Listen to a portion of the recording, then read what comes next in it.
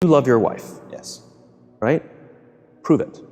Like, what's the metric? Give me the number that helps me know, right? Because when you met her, you didn't love her, right?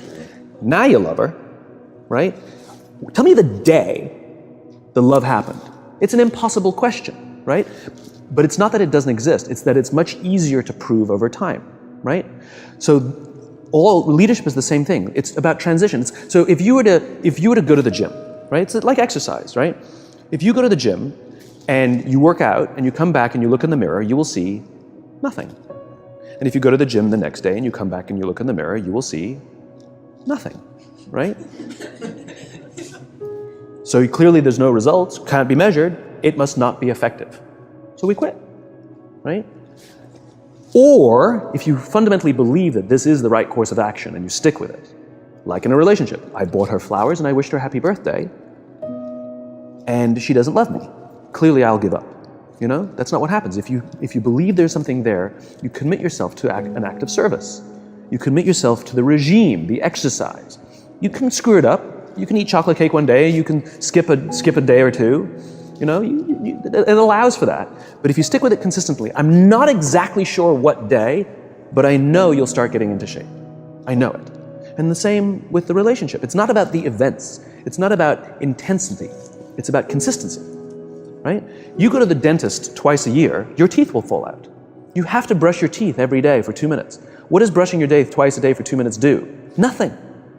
Unless you do it every day, twice a day for 2 minutes, right? It's the consistency. Going to the gym for 9 hours does not get you into shape. Working out every day for 20 minutes gets you into shape.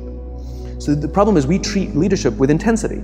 We have a 2-day offsite, we invite a bunch of speakers, we give everybody a certificate, you're a leader, right? Those things are like going to the dentist. They're very important, they're good for reminding us or getting us back on track, learning new lessons, but it's the daily practice of all the monotonous, little, boring things like brushing your teeth that matter the most.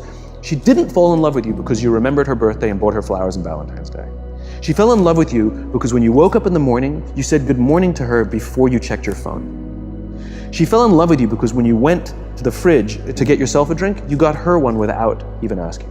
She fell in love with you because when you had an amazing day at work and she came home and she had a terrible day at work, you didn't say, yeah, but let me tell you about my day. You sat and listened to her awful day and you didn't say a thing about your amazing day. This is why she fell in love with you. I can't tell you exactly what day, and it was no particular thing you did. It was the accumulation of all of those little things that she woke up one day and as if she pressed a button, she goes, I love him, right? Leadership is exactly the same. There's no event. There's no thing I can tell you you have to do that your people will trust you. It just doesn't work that way. It's an accumulation of lots and lots of little things that anyone by themselves is innocuous and useless.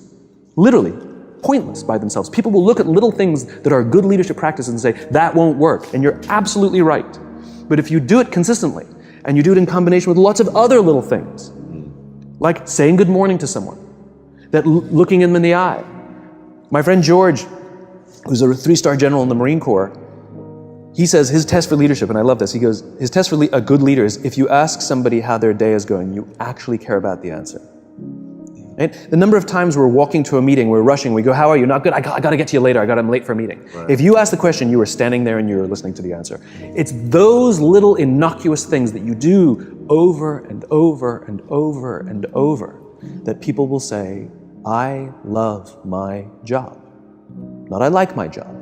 I like my job means, yeah, the challenge is great, they pay me well, I like the people. I love my job means, I don't want to work anywhere else. I don't care how much somebody else is willing to pay me. I'm devoted to the people here, and I care desperately about the people here as if they were my family. In business, we have colleagues and coworkers. In the military, they have brothers and sisters. That's how they think of each other, right?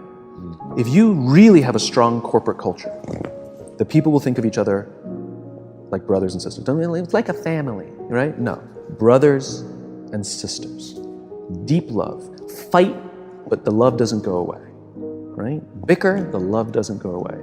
And I'll fight with my sister, but if you threaten my sister, you're going to have to deal with me. Right. Right? We'll fight internally, we'll bicker with each other, but nobody's going to hurt each other. And if anything from the outside shows up, you're looking at a unified front. Brothers and sisters. Now, how do you create brothers and sisters out of strangers? Common beliefs, common values, parents, in other words, executives who care about their children's success, who care to raise their children, teach them skills, discipline them when necessary, help them build their self-confidence so that they can go on and achieve something more than you could have ever imagined achieving for yourself. That's leadership, an absolute love and devotion for the people.